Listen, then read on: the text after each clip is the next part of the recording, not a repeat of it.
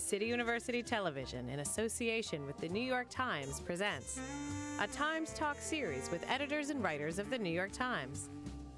Today's presentation, a conversation with Julianne Moore, Times interviewer Milena Ryzik.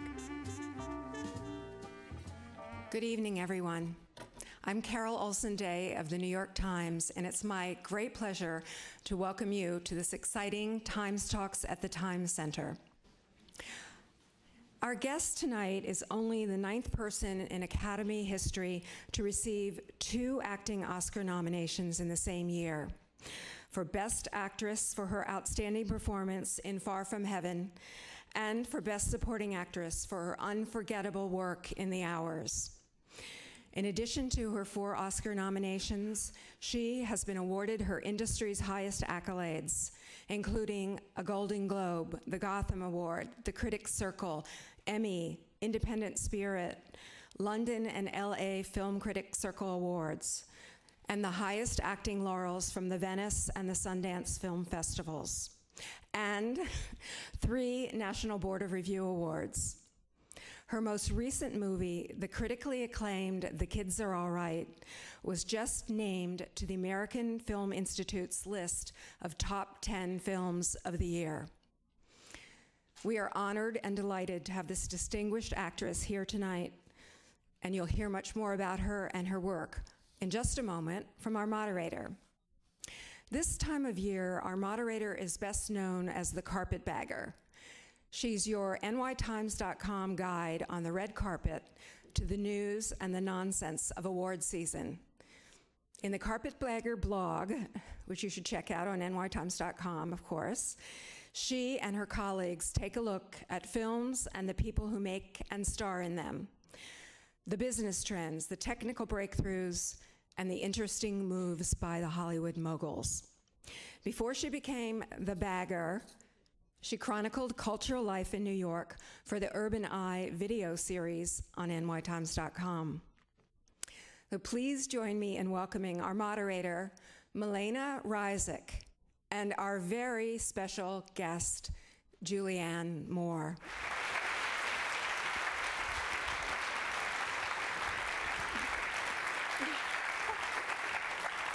Hi, everybody. Thanks for coming. Thanks, Julianne, for coming. Julianne has just returned from a family vacation to Paris, so we all can feel a little jealous of her. I wanted to start today by talking about the most recent movie. So we just heard that Kids Are All Right has gotten a slew of awards already from critics this season. You told me a little bit about how you got involved with it, how you met the director, and you've really stuck to this film. Can you tell me a little bit about that? Absolutely. Well, first of all, I want to say I'm so delighted to see so many people here, because when I walked in, the room was completely empty. And my first thought was, oh my God, nobody came. What am I going to do? So I'm really relieved. But anyway, yeah, so the movie, I mean, I told Milena, we had met at a little party for the film, and I met Lisa Cholodenko about 6 years ago now at a Women in Film luncheon, and I approached her in a very actory way to ask her why I hadn't seen the script to High Art, because I liked the script so much, and I'm like, hey, you know, and I'd seen Laurel Canyon, I love that too, and I just thought she was a wonderful filmmaker, and said I'd love to work with her someday, and she was, you know, it was a mutual thing. We wanted to work together. About a year later, she sent me one of the first drafts of Kids Are All Right, and that was 5 years ago, and the material was remarkable, and as I said, Lisa was somebody whose work I admired so much, and there was something really special in the movie. It was, you know, it's very much a portrait of a family, a portrait of a marriage kind of at midpoint. It's about growing up. It's about trying to figure out what you're going to do with the rest of your life, you know, when your kids leave, you know, and all those, and it was done in such a kind of a humorous and humane way. So it was something that I just kept hanging on to. So you knew right away, just from seeing that first script, that you would stick to it for as long as it took?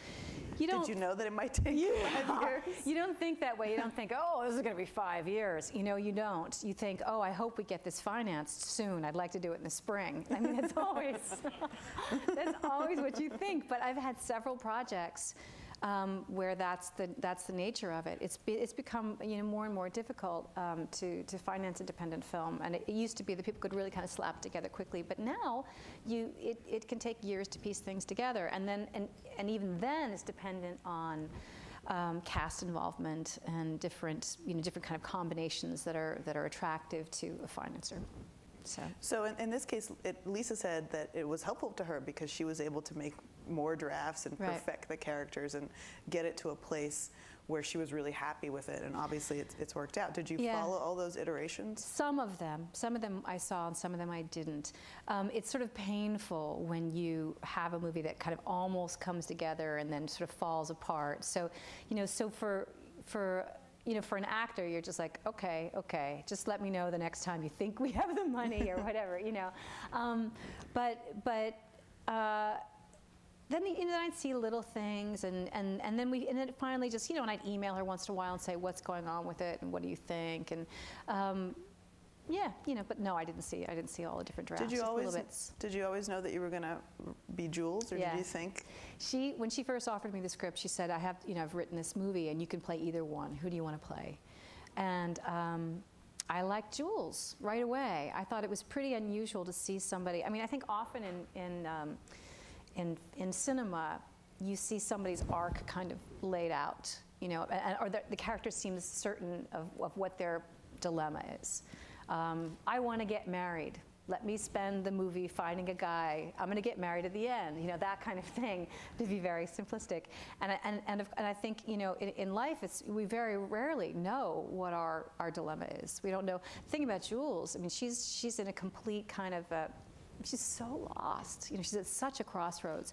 She's been a stay-at-home parent for 20 years. Her children are growing up and leaving home. She doesn't feel seen or validated by her partner. She hasn't been in the, in the working kind of world and had that kind of validation. And but she's not able to articulate any of it. I mean, that was the other thing that was interesting too, that it was how inarticulate she was. So I was really drawn to it because I thought she was so unusual and so moving. So let's tell, for those of you maybe who haven't seen the movie, a little bit about the story. Mm-hmm. You play half of a lesbian couple with Annette Bening, and you have two children, a daughter and a son, mm-hmm. and they have a sperm donor who they eventually set out to meet, played by Mark Ruffalo. And then when he enters the picture, everything kind of goes askew. Hijinks ensue, I can say. Yeah. I'm glad you said that. Somebody had to. Yeah, right. Yeah. But it sounds like, when the movie came out, people talked about it as being a real modern family movie, both in the sense of containing an atypical family, a story that we wouldn't have seen on screen years ago, and also really capturing a certain way that families interact now. Yeah.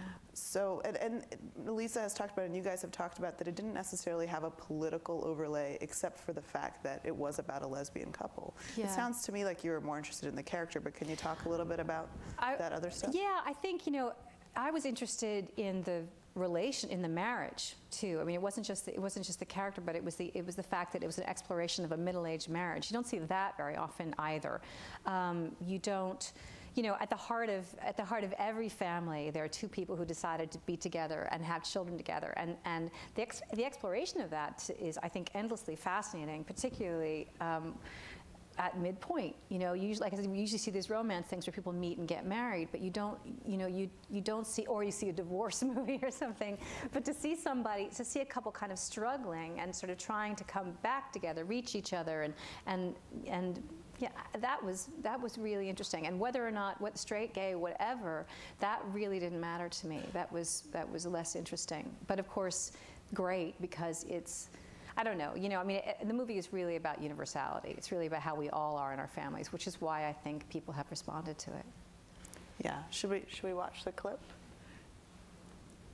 Do we need? I think this is a scene where you are working with Mark's character on his yard to do the design for it. You could go like a whole secret garden, kind of a trellisy, hidden kind of thing, or you could you go like Asian-y, minimal, you know, like rocks and kind of all clean. And whatever you think. Oh, what do you think? You know what? I'm not feeling minimal. I'm really liking more is more, you know? I mean, let's not try to tame this space, okay? Let's just let it be like lush, overgrown, fecund. Fecund? Like fertile, yeah? No, I love that word. Just, you don't need people use it very often. No, yeah. Yeah, more is more. Yeah, I like that. Right on, let's do that. I'm sorry. What? I just keep seeing my kids' expressions in your face. Really? Yeah, like that, like, really? Like, yeah, that's like laser. Well.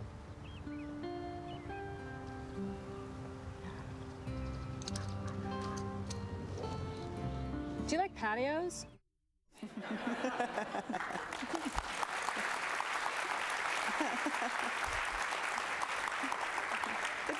It's a really funny movie. That's worth saying. Yeah, thanks. You were watching the clip. You're not one of the kind of actors who feels uncomfortable watching yourself. Never fun. You know, because you always feel like you could have changed something, you could have done better, or or you see something physically about yourself that you don't like. I had I was saying to myself, I'm not going to bring this up, and now I am. I'd had a huge heat react. It was 115 degrees in Eagle Rock, and I had this huge heat reaction where I got kind of a rash around here, and then my neck blew up. So I came to work that morning going,